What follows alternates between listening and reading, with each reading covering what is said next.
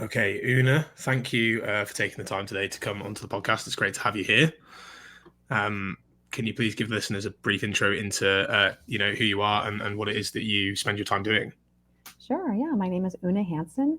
I'm a parent educator and a parent coach, and my focus is on supporting families who want to protect their kids from eating disorders as well as disordered eating, poor body image. And I also work as a family mentor at Equip, which is an all virtual eating disorder treatment program in the States. Mhm. So I work with parents directly who are in eating disorder treatment for their adolescent or young adult. And then I do a lot of prevention work, kind of when I'm wearing my other hat in my private practice. Brilliant.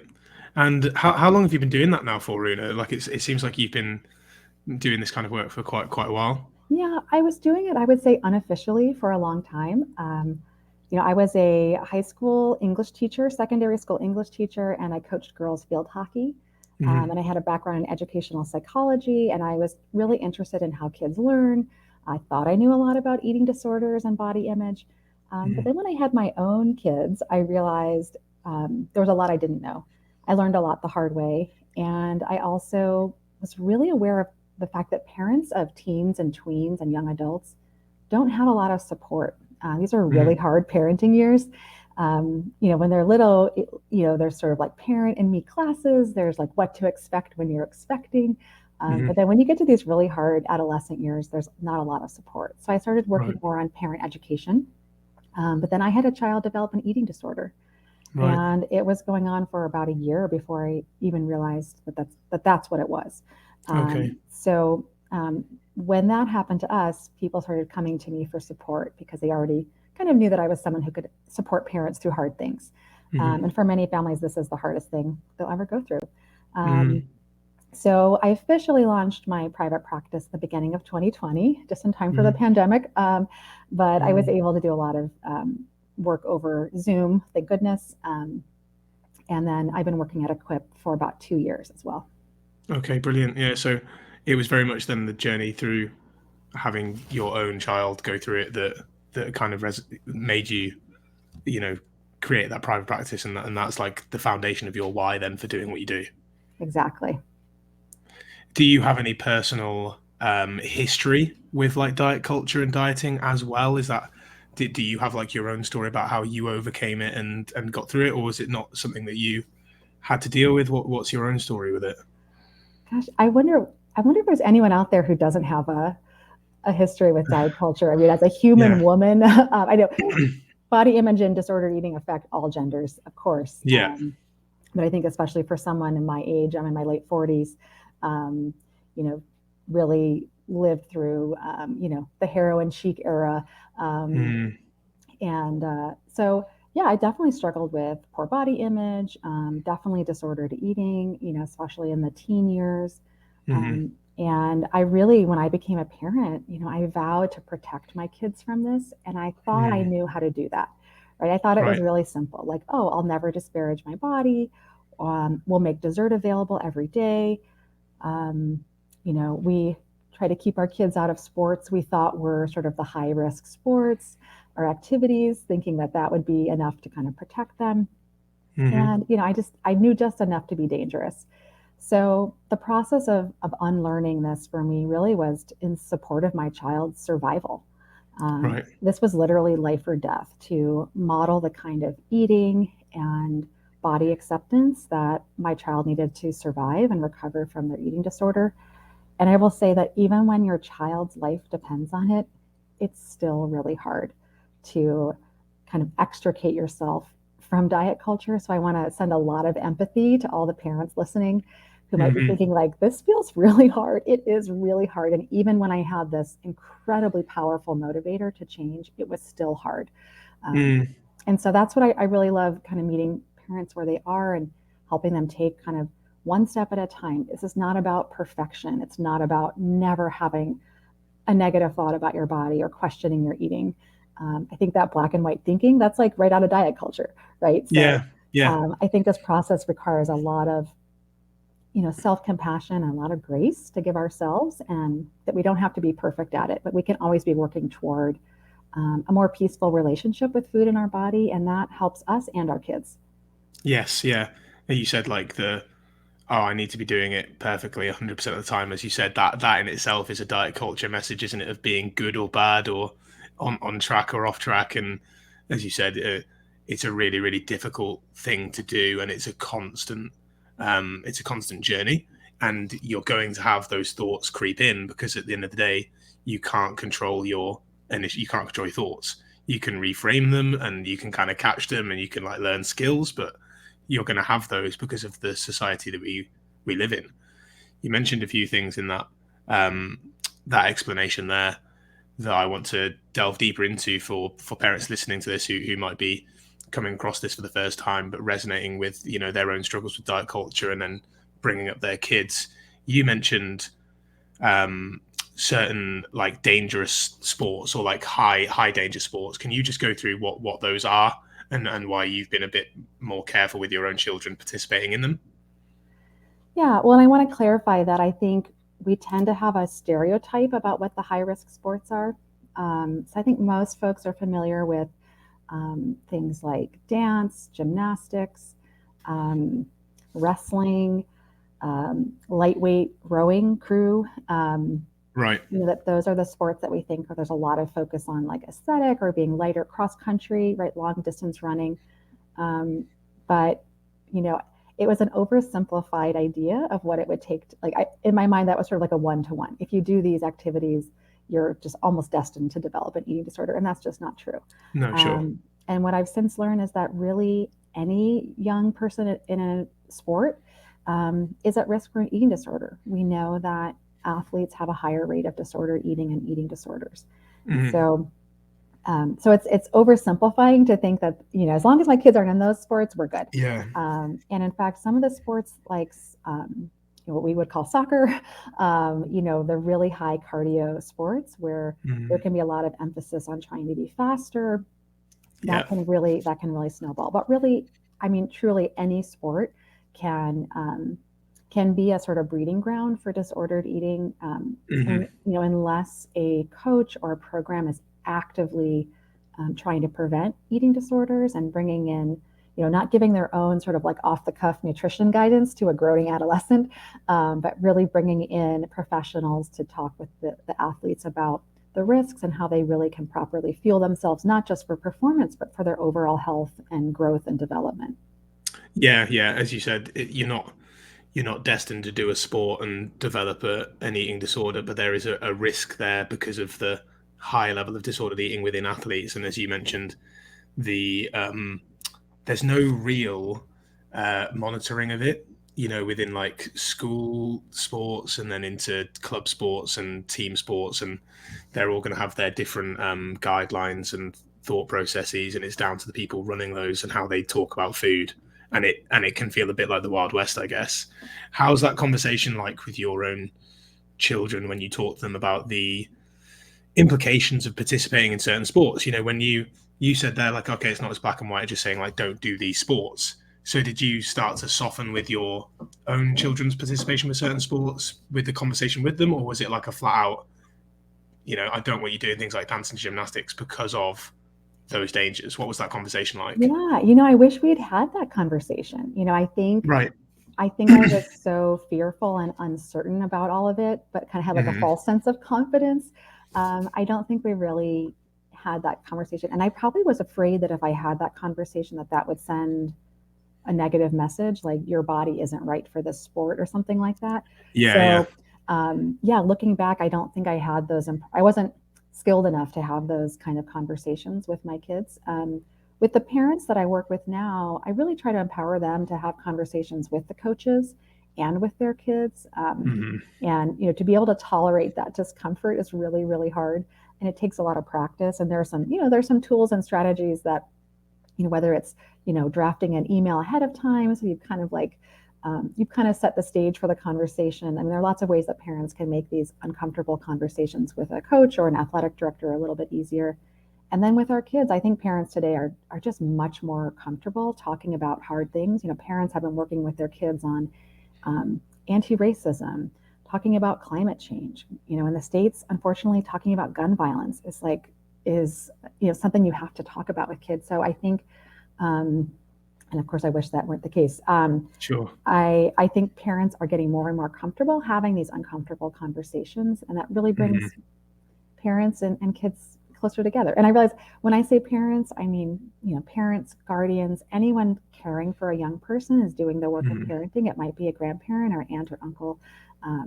And so when I say parenting without diet culture, I'm really thinking about really anyone who's caring for young people. They don't have to be technically a parent.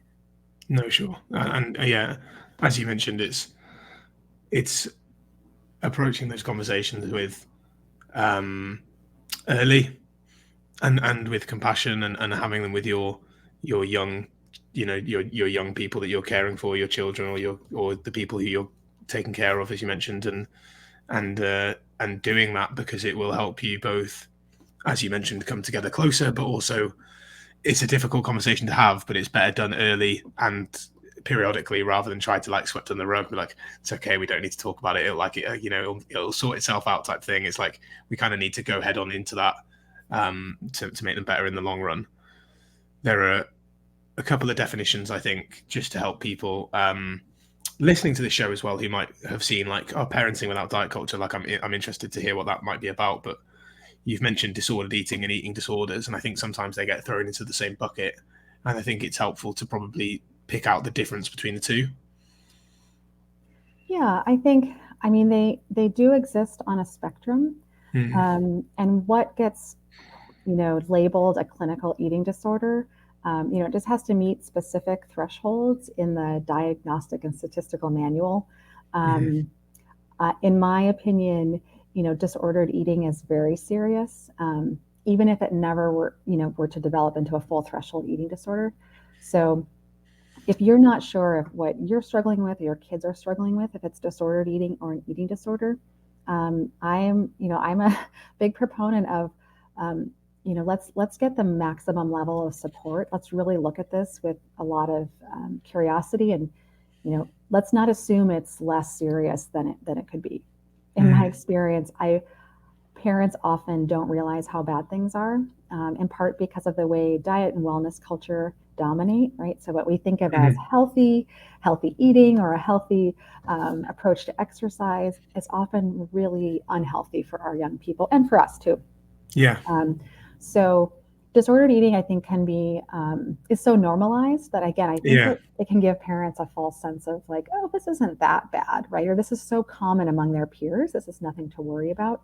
I really think an assessment by an eating disorder professional is always worth having. I mean, it might be, hey, this actually isn't that bad. In my experience, it's almost always the other way around, where parents think, oh, I wish I had taken this more seriously earlier. right. Yeah, that makes sense.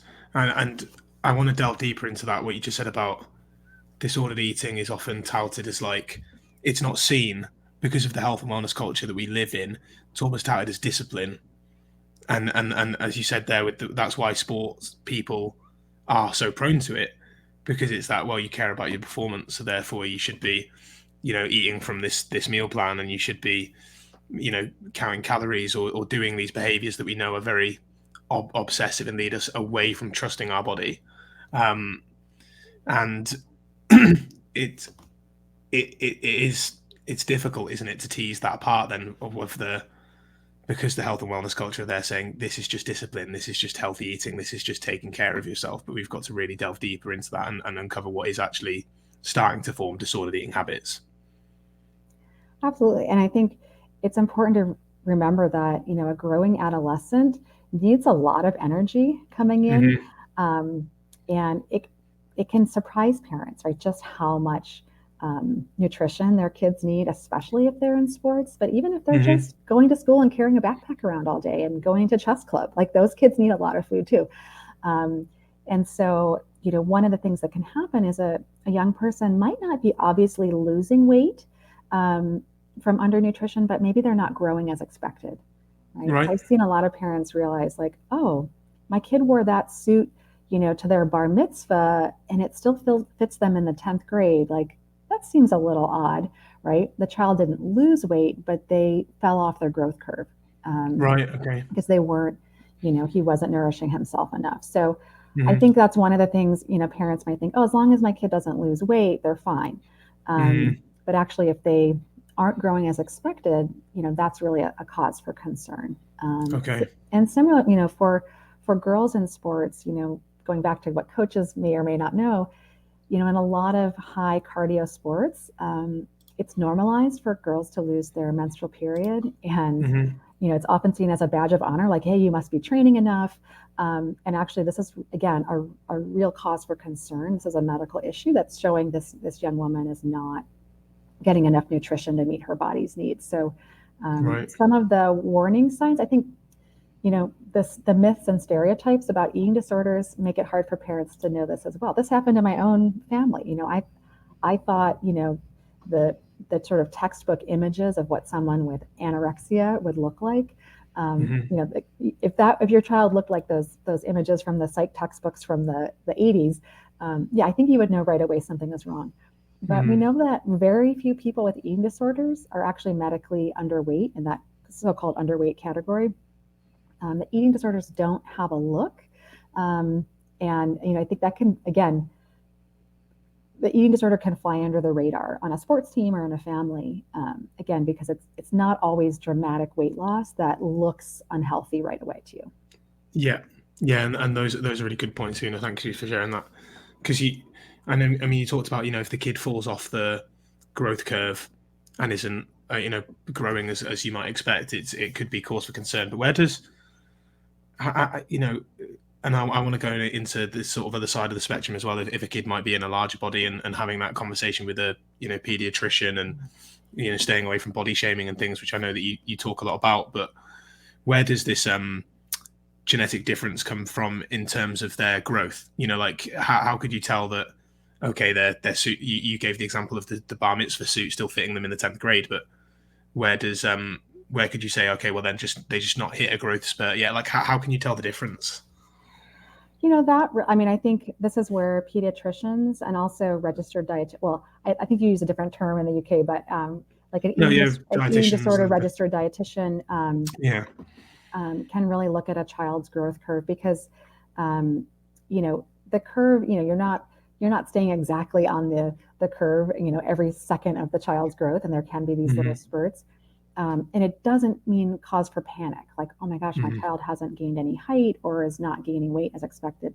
But I think it's a reason to be curious. You mentioned kids in larger bodies. There's a Hmm. lot of talk about, of course, kids are subjected to horrible body shaming um, in the pediatrician's office and in our culture in general. Hmm. Um, and that weight stigma, also hurts thin kids, right? Where Hmm. maybe people aren't even really paying attention to their weight as much. Yeah.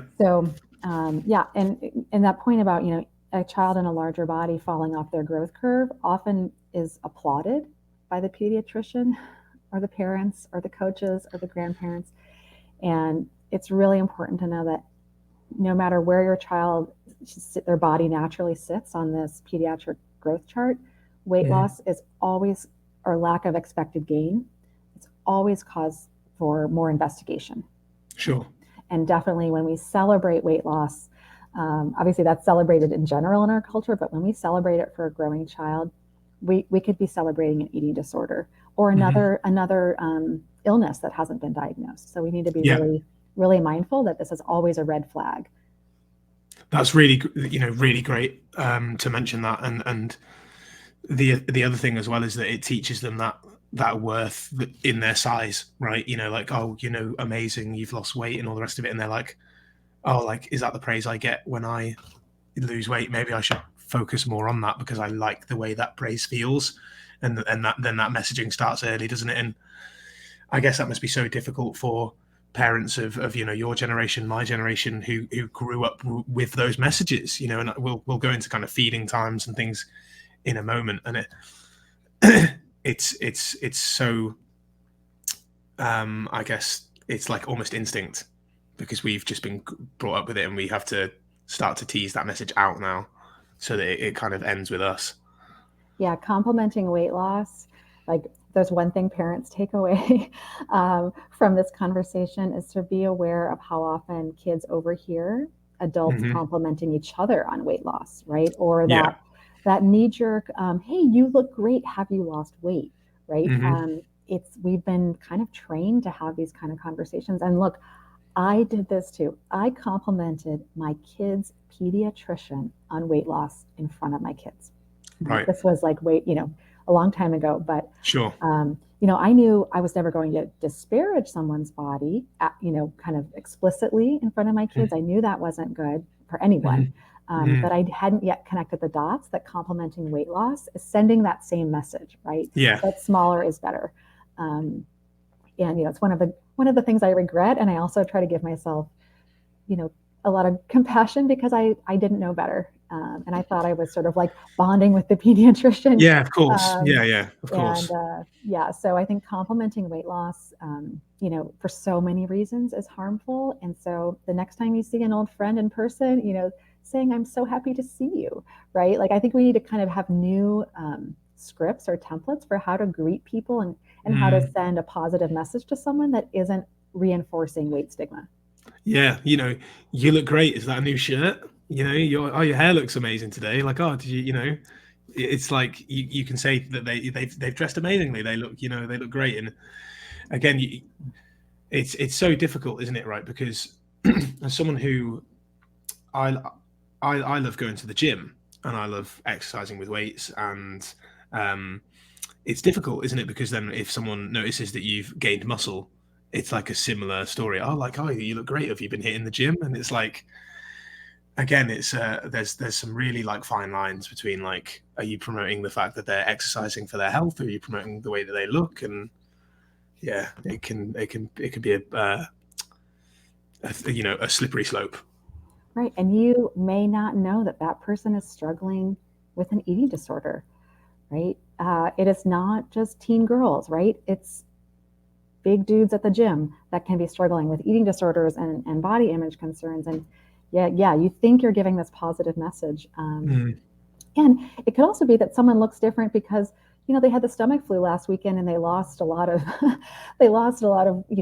hydration from being sick, Mm. and so their body looks different to you. But now you've planted the seed that, oh, I look better when I'm kind of like underhydrated and undernourished. Maybe I should pick it up a little bit, and so no one wants to unwittingly praise an eating disorder or catalyze an eating disorder or fuel someone's eating disorder. So we're really all better off just not commenting on people's bodies. And even, I think even appearance can be tricky. You mentioned like complimenting someone's fashion, which again, I love fashion. I think people can be Mm. so expressive and creative, but I will share one little story in case you're interested. When my child was going through eating disorder recovery, I found eating really difficult because meals were so fraught for a while. And I wasn't going out. We weren't going out to restaurants. And I lost a little bit of weight. It was like the last thing I wanted to be doing. Um, but the compliments came pouring in.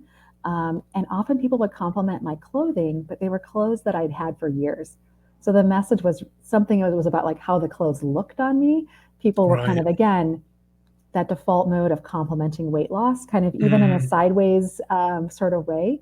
Um, so, unless you're sure like this is someone's like new like outfit they just bought and they're loving it, like I would be cautious about complimenting someone's appearance and maybe Mm. just saying how happy you are to see them or asking them like Mm. what's new. I think we can kind of build our toolkit of conversation starters quite a bit. Yeah, yeah, yeah. Like how do we actually converse with another human being, um, and remember why we are conversing with them in the first place? Like why are we friends with this person or associated with this person? It's not because of how they look; it's because of the value they bring to our lives, which is far deeper.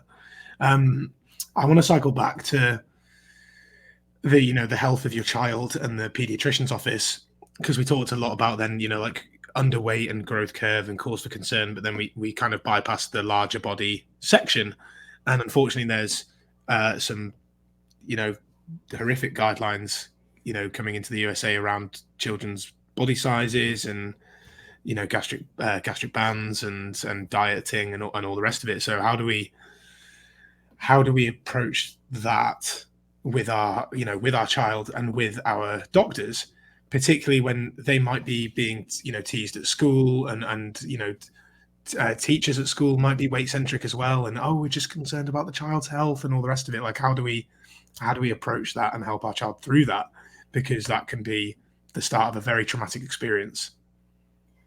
Yeah, and it's interesting that the American Academy of Pediatrics guidelines, they do talk about weight stigma and the harm that's done by bullying and things like that. And what's so horrifying to me is that the doctor's conclusion, and it's not all doctors, it's the folks who wrote these guidelines, many of whom profit from the weight loss industry. Let's remember that. I sound like I'm, a conspiracy theorist, but, like follow No, the but money, follow the money, yeah, right? yeah, I mean, that can cloud people's judgments, right? yeah. So, their answer wasn't, well, we need to educate people about weight stigma and help schools, include, body size in their anti-bullying programs. Instead, the answer is let's side with the bully and let's tell kids, yeah, you're right. The bully said something was wrong with the way you look. So let's try to change the way you look temporarily. And that would be the solution to bullying or weight stigma. I mean, it's horrifying to me that, it just, I even have a hard time articulating it. I've been, Sure. No, no. it's been now several weeks since these came out, and I like the grief and anger and fear like hasn't subsided for me. It's really hard Sure. to even be really clear on how I'm helping parents around this. So I'm still working on this, in large part because the pediatrician's office already wasn't a safe place for kids in larger bodies. Even kids who just weren't in not like kids who weren't in that very narrow, like lower end of what the BMI considers the healthy normal range. Kids were getting messages from the doctor before these guidelines. And I've seen it, again, this was part of our family story, and I've seen it in so many families I've worked with where it really was a comment from the pediatrician about how much exercise they were getting or how many fruits and vegetables they were eating a day, that was really what kicked off their disordered eating and then their eating disorder. So I think, going back to the idea of having uncomfortable conversations, parents need support around how to talk to their kids about any weight stigma they might be experiencing. Yeah. I think, a lot of times parents are, they're so afraid of they know what can happen to kids in larger bodies, right? Especially if parents, if they themselves were in a larger body as a kid, or if they're in a larger body now. And I think, there's that instinct to want to protect them. And I think we really want to empower them and make sure they know they have our unconditional love and support, make our home a safe haven, right? We can't make the world safe. Like, we would have to put our kids in a bubble and to have them never experience diet culture, right? Yeah.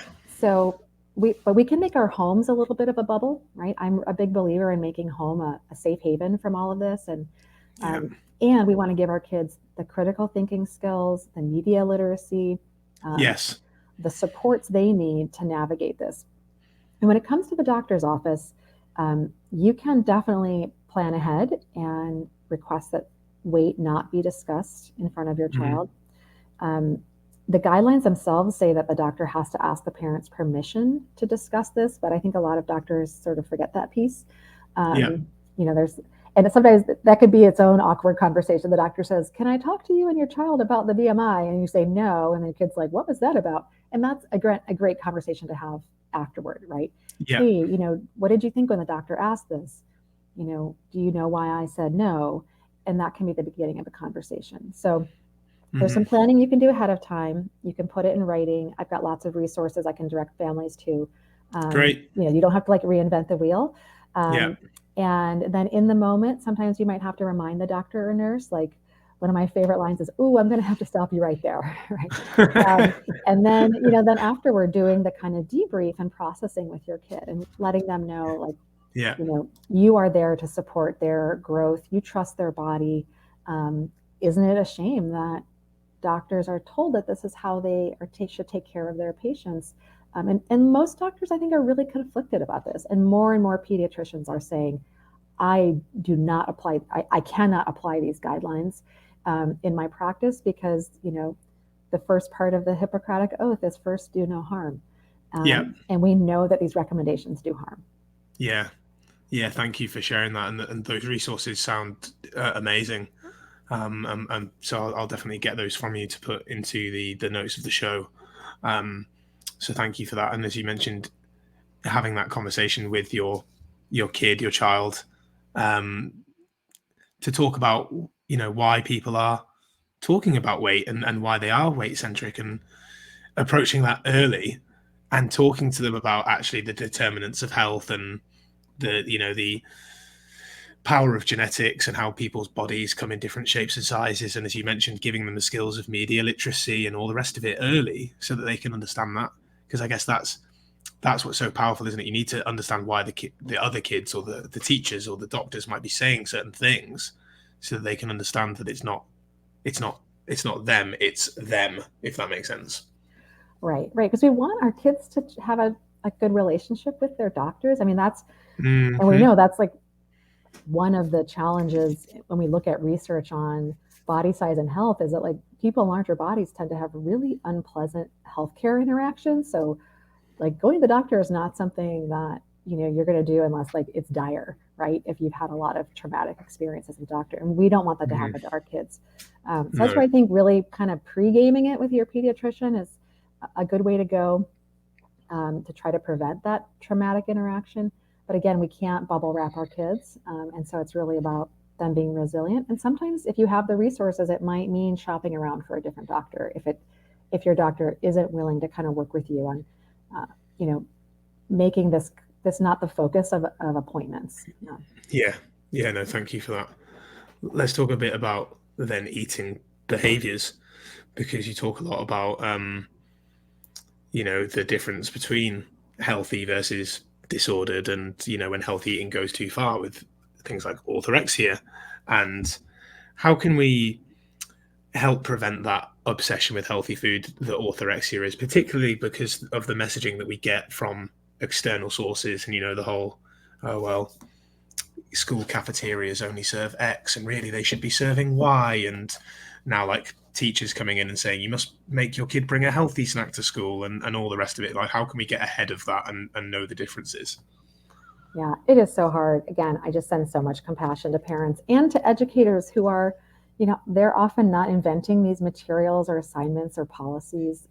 Again, yeah, it's like the they, capital T, where a lot of this is coming from, a higher source in the school district or things like that. Mm-hmm. I think it goes back to that curiosity and having conversations. So if your child says, I've got this assignment, I have to like, make a healthy meal plan for someone, or I have to healthify what I'm eating, pausing and asking like, well, what does that mean? And, what do you think healthy means? And why do you think your teacher has this one idea of what healthy means? So I think a lot of it is questioning. If you see an assignment, however, that you think is just not appropriate for your child, like food journals. I'm a big fan of parents saying, you know what, my kid needs an alternative assignment because we know food journals can do harm. Yeah. Um, but I've seen 3 and 4 year olds in nursery school having this, little activities where they're sorting foods into healthy and unhealthy categories, or even the red light, yellow light, green light kind of Mm-hmm. categories. And again, the educators mean well, but really we know that putting foods into categories or into a hierarchy can really set a kid up for disordered eating and an eating disorder. Yes. So I take the bold position that there's no such thing as a healthy or unhealthy food, Mm-hmm. um, and that we want to really foster a healthy relationship with all food. Mm-hmm. And when we label, that's what interferes with that healthy relationship. Yeah, I So I agree. yeah. So I think for parents, you know, starting just one step would be to notice, do we label food in our house? Do we say, oh, you have to have some real food before you can have your Valentine's candy? Do we Mm-hmm. say, oh, don't have too much junk? Do we say, okay, we're going to have a healthy dinner tonight because last night we had X? So just taking stock as a family, like, do we label foods? Do we categorize foods? Mm-hmm. Um, and then trying to make an effort to take a different approach. And if you have, like a tween or teen, like I would say, like at 8 years old and up, if you want to make a big change in your family, include them, right? Mm-hmm. Kids love nothing more than to catch their parents making mistakes. So you could say, hey, I really want us to, try to change the way we talk about food. If you hear me Mm-hmm. calling a food healthy or unhealthy, let's come up with a system. So some families, they put a, you know, money in a jar, right? And like, like Yeah, yeah. that kind of thing. Or Like a swear jar. yeah, like a swear jar, right? Or you could just say, would you point that out to me, if I, help me catch myself when I fall back into these old patterns. Mhm, And really work on it as a family, and making sure you've talked to them about why you want to change the way you're talking about food. And that could be a mhm. place for them to say, yeah, but at school we have this rule. And again, that's a conversation. Are you going to be able to go in and change the whole school's nutrition and health framework? I mean, there are some parents out there who are doing that work. Trying. And yes, I Yeah, mean, I yeah. think there's a place for advocacy here. And we Yeah, have to yeah. acknowledge like what our bandwidth really is. Yes. And can we protect our kid, give them the tools to live in the real world, even when that real world is sending really harmful messages? Yeah, I guess that's the difficulty, isn't it, Una? Because it's a case of like we want to give our kids the education, media literacy, and all the rest of it, all these great tools and skills, but then we feel so bad for all the other kids that don't. And then that's where the advocacy comes in of like, I might not be able to change the world, but maybe I can change my school, and at least then that helps, X amount of kids. But then, as you mentioned, what's within your bandwidth, what's within your control, and what are you actually capable of? With regards to the conversation with the kids of I really want us to change the way that we speak about food and catch me out and all the rest of it. I love that idea. And do you feel like then it's an important part of this journey for adults to embrace intuitive eating and a healthy relationship with food so that they can give their kids those skills? Yeah, and it's a tall order. Like I said, even when your Mm, child's life literally depends on it, it can still be really hard. yeah. So, sometimes you might have to fake it till you make it, right? You might be like, oh my gosh, I can't believe we're buying like the generic non-organic milk at the store, and you're like, you can feel your anxiety. I'm not saying like if you have any anxiety that you're doing it wrong. I think the way that we grow is to face scary things and do them anyway. Mhm, So, um, you know, I do think we know that the way parents, it's not just what we say, it's what we do. So, mhm, if we're eating our separate kale and quinoa bowl while the kids are having mac and cheese, even if we mhm, say, oh yeah, no such thing as a healthy or unhealthy food, our kids are noticing what we're doing, right? mhm, So, our actions often speak louder than words. So I think we do need to work on modeling that we enjoy a wide variety of foods. Now, if someone has specific medical needs and needs to eat differently from the rest of the family, they have celiac, they're managing another chronic condition or something like that. Obviously, your family would know about that, and you would explain mhm, why mom or dad or grandma or uncle eat a little differently from the rest of the family, or a food allergy or something like that. mhm. Um, but I think we have to be really conscious of the way our behaviors teach our kids really powerful lessons. So it might really mean pushing yourself out of your comfort zone, right, and rejecting the diet mentality for yourself. Mhm. And you might do it for your kids' sake.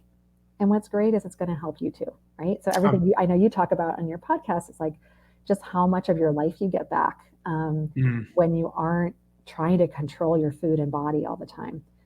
So we might be able to do harder things in the service of our kids that mhm. actually will help us as well. So I think families can be a powerful force for change when it comes to this, because we have so much love for our kids. Like we will do anything for them, and that might mean eating more carbohydrates than you used to eat, or eating candy when you're watching a movie, something like that. Yeah. And know that it's really doing a great service. It's actually health promoting for this family, for us to model, again, enjoying a wide variety of foods without judgment, without rules, cheat days, that kind of thing. Yeah. And I'm glad you said that, Una, because I think then there's also parents who struggle with a feeling of guilt potentially about maybe the level of or the amount of processed foods their child might be eating, particularly if they're a fussy eater or something like that. I know that my mum always loves to tell the story of how fussy I was as a child and how I would have nothing but turkey dinosaurs and other things, and she talks about that now and kind of goes like, oh, like I feel really guilty that I was so busy with work that was what, like, I fed you and your brother. And I'm like, mum, like my brother and I were like, we were really healthy kids, like never had anything wrong. We were really active, like we played sport, we played outside, we walked to school, we cycled, like we did all of these, we were never like unhealthy. I'm like, why are you feeling guilty about things? And how do you approach that conversation with parents, particularly if they're, again, they have this idea of like healthy eating? Yeah, well, there's so much pressure on parents and guardians, and I think an extra dose of pressure on moms, right? Mm. And that's a conversation for another day, but I'm sure everyone listening Yeah, can yeah, kind of no, nod like, yeah, along, right? Like, no, please do. it's, Yeah, that's I've worked with plenty of them. yeah, there's just so much pressure that was sort of your worth as a parent or your skill as a mother, can be somehow captured on like what this plate looks like. And I think social media has a big role to play in this, right? Especially with kind of toddler bento box lunches and like, you'll see these plates of food like, here's what my 3-year-old eats, and it's like a rainbow. And I think that puts even more pressure on parents. Um, I feel really strongly that we can, push back on that. This is a way to try to control, just like diet culture is trying to control our bodies, right? This pressure is also trying to control our parenting and our connection with our kids. I mean, mom guilt is, there's a lot to go around. I think I would love for us to kind of shed that. Um, it's real though, the pressure is real. So I think coming back to the idea that, fed is best. Mm. um, we nourish our families, the best we can, and that best looks different for everyone. Mm. I think about the super stressed parent who's like, I have to, serve the organic this and the, again, nothing against organic, but I think No, no, no. But I'm glad you uh, bring it up. Yeah, because there is a you lot of know, chat about it. there's like this pressure, like everything has to be fresh, and I've got to make this perfectly, so-called perfectly balanced plate that looks like, some food Instagram person, um, and then there's just this pressure at the dinner table, and there's like the kids aren't really liking it. Parents are kind of pushing the food on the kids. There's a lot of tension at the table. Then I think about the other kind of extreme, which might be like, hey, let's reheat the frozen pizza. Let's sit around and have a conversation, and everyone's eating and enjoying each other's company. Which one of those meals is healthier, right? So I think, again, I don't want to like get into comparison Sure. in a diet culture way, but just as Mm. an example that, we nourish our kids not just with the nutrient um, components of the food, like what we're giving our kids is so much more than what can be captured on a nutrition label. Mm. And if our kids are relaxed around eating, can eat a variety of foods, they enjoy coming to the dinner table, they enjoy coming together, with you, and if they're siblings, like that's setting them up for a lifetime of a healthy relationship with food, right? Are Mm. we including them in the kitchen? It might be, hey, can you turn on the oven? We're going to reheat the pizza, right? It doesn't have to be that you're teaching them how to julienne vegetables, although that's fun too, right? I'm a big fan of getting kids active and in the kitchen and in the process of learning how to make food, right? That really, if I could change anything about nutrition education in schools, it would be like, let's get kids back in this. We used to be called home economics. Those classes don't really exist too much anymore. I wish we could get kids learning kitchen skills, Mm. learning how to cook, and let's stop with the like counting sugar grams. We could be really giving them food skills that would serve them well and would not be putting them at risk for disordered eating or eating disorders. Yeah, which comes from things like sugar limits, like count the sugar cubes and all the rest of it. And again, it's all masked in the aid of health, right? It's like, well, too much sugar, it's bad for your health, or X, Y, Z. And when it comes to feeding children, and you said there about, do they enjoy coming to the dinner table? Do they enjoy that experience? Are you able to have like, do they enjoy a wide variety of foods? And so from a feeding perspective, is that what you would recommend to parents and guardians in terms of how to feed their children, teens, tweens, with regards to providing a variety of foods and having everyone sit down together? Like, I guess my question is, how do you add that gentle nutrition as a parent and guardian as well to ensure that there's not organic, but like, fruits and vegetables and a variety of foods? Yeah, I'm a big believer in the division of responsibility. framework from Ellen Satter. It can sometimes be used, it can be kind of twisted in a diet culture-y way. Mm. But in terms of, parents providing structure, meaning like kids kind of know there's like breakfast, lunch, and dinner, and there are a few snack times. They can expect that there's going to be food. Parents are providing food that they're pretty sure their kids, can tolerate, might even enjoy, and maybe some new things that are less familiar. And then kids get to decide how much of that food they're going to eat. Right? Mm. So when we can take pressure off the table, I think it goes so much better, right? We know Yeah. that when we try to push like the so-called healthy foods on kids, like it's going to go in one of two bad directions, right? Yeah. Yeah. Or if we try to hold like what parents might call the fun foods, when we try to hold those back or restrict those, we know Yeah. again that also goes in one of two bad directions. Yes. So taking pressure off the table and remembering that praise is pressure too. So if you're like, "Yay, you ate your broccoli," that's pressure, right? Right. So Right. trying Yeah. to be kind of relaxed and neutral. I think Mm. also parents can remember to like zoom out, right? There's that sense that like every meal has to have a green vegetable. Well, you might offer a green vegetable at every meal, but if your child doesn't eat a green vegetable every day, like I promise you, I'm not a dietitian, but I promise you they will be okay. Look at their whole week. Did they have some fruit that week? Great. Mm. There's a great book, and maybe you've already recommended it here, but How to Raise an Intuitive Eater. Yeah. Um, it's just a fabulous resource for parents kind of wondering like, ooh, how do I do this? I think Mm. it's a great guidebook for, bringing in structure without restriction and really setting kids up for a lifetime of a healthy relationship with food. Yeah. Yeah. Great. And it's it's something that I haven't read as of yet because again, in terms of needs, I'm not at parent stage yet, but it'll be the first thing I buy when that becomes a thing. Um, and I love how you mentioned that. Don't worry if it's a green vegetable's not at every meal or even eaten every day, and you think about what your child eats over the course of time, because I think again that's a real fear of a parent or guardian, isn't it, about their kids getting they need the right amount of energy, they need the right nutrients, and they'll have had messages from their childhood of like, yeah, make sure you finish this, and or you don't get dessert, or eat your spinach so you grow up big and strong, and as you said, it's all these different messages we're kind of having to try to unlearn, even though we think that it's from a place of health. Right. And we know it backfires, right? Like Mm. the foods kids are forced to eat by parents. And by forced, I mean like you can eat that to earn dessert Yeah, or, like pressured to eat. right. Or like Clean Plate Club, Clean plate club. Yeah. because there are starving children in like those things were Yeah. often Yeah. said, Yeah. um, you know, adults tend to eat the less of those foods, right? It's not creating a positive relationship with those foods. And I think we Mm. also want to make foods delicious for our kids, right? So I don't know where like steamed broccoli, like or cauliflower being turned into everything became like, why would we expect most kids to enjoy that? Most adults don't want to enjoy that, right?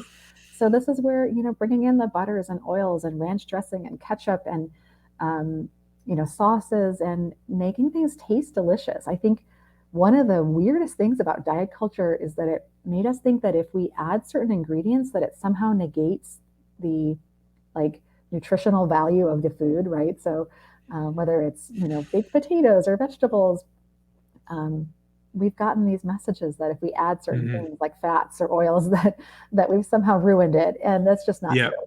And No. No. actually, that these can be great ways to enjoy these foods. So Mm-hmm. yeah, I think just trying to take a little bit more relaxed perspective and also I work in the field of eating disorders. So when you see the outcomes, I mean, if parents spent just 1 hour with a family whose child has an eating disorder, I think you would see, oh my gosh, I never want to do anything that could contribute to this.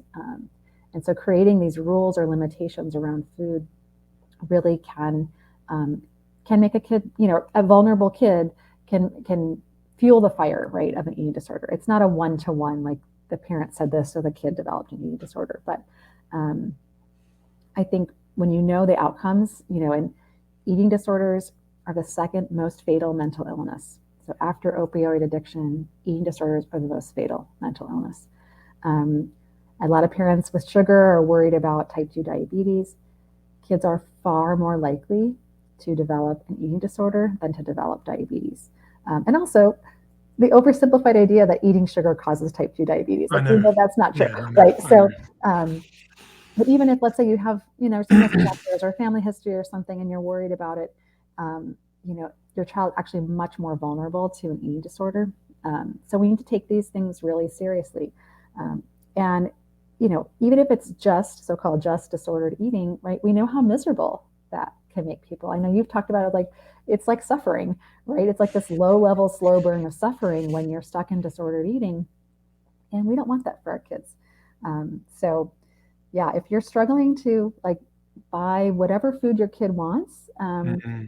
I think it's a good thing to check in with yourself about, and Hmm. really get clear, like, what are you afraid of? Like, Yeah. some parents are like, they're afraid of having that food in the house. Hmm. It might not even really be about their kid. So this is where parents might need some support, right, around their own healing.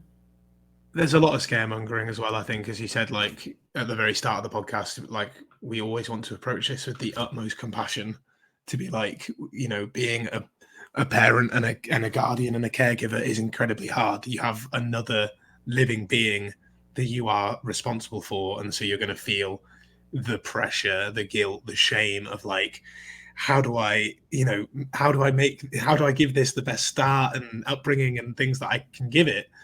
And one of those responsibilities will be health. And so I can totally empathize with parents who get scaremongered on social media. TikTok and Instagram is an absolute cesspool of nutritional information. And you'll have people who are there like, look at the ingredients of this, like this is not natural, or like, someone with a doctor next to their name. um I'm not going to give them the satisfaction of being named on my podcast, but was like, oh, do you find a donut in the wild? No, you don't, but you find an apple in the wild. Now, how do I really need to tell you the difference between what you should be eating? And he's just like, but these fallacies exist, and so I can understand why parents then get scared of giving them, their kids some ketchup or whatever, because they're like, oh, I've been told that anything I can't pronounce, I shouldn't be feeding my child. And you're like, well, let me just show you the ingredients of the all natural banana. Um, but even then, I had someone the other day debate me on that topic, saying, "Oh well, the problem is when different compounds get made, and they don't have to tell you about those." And I was like, "Well, which ones are those?" And then I was just told to Google it and do my research, which is always my favorite comeback. Sorry, I ranted there. So I can understand why parents get scared of ingredients. Absolutely. And there are kids that are sensitive to certain ingredients, right? Mm. So, and for families with food allergies, I really send so much empathy, because I think diet culture has made it even harder for parents whose kids have actual food allergies, right? Because I think a lot of people will kind of throw around that they're like intolerant to something or insensitive to something, when really they're just trying to restrict it from their diet. Hmm. Um, and even in restaurants, they'll have a lot of gluten-free things, just because gluten-free is trendy, and it's not actually necessarily safe for someone with celiac, because it may not be prepared in the right way. Mm.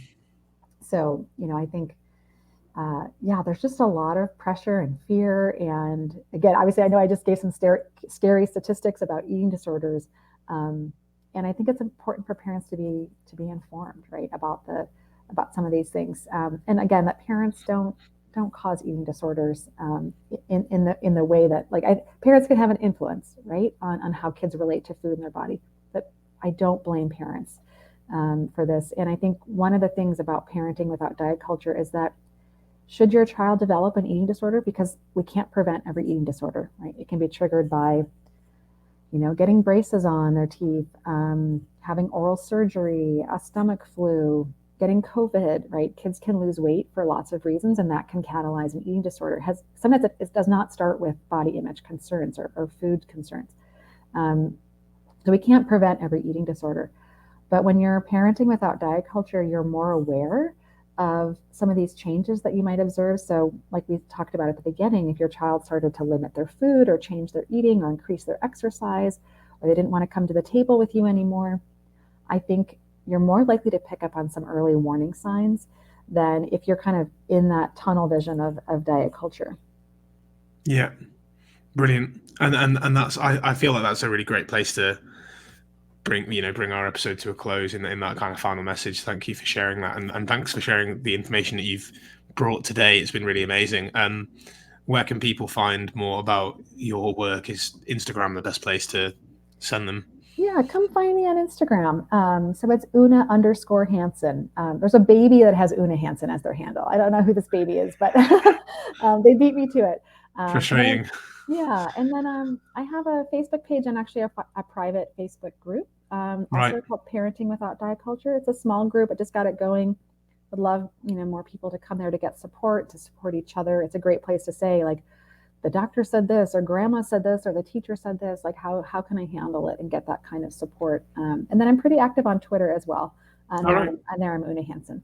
Oh, cool. Well, I'll make sure I put those in the description of the show, as well as the other things we've talked about today. So, Oona, thanks again for taking the time to come on. My pleasure.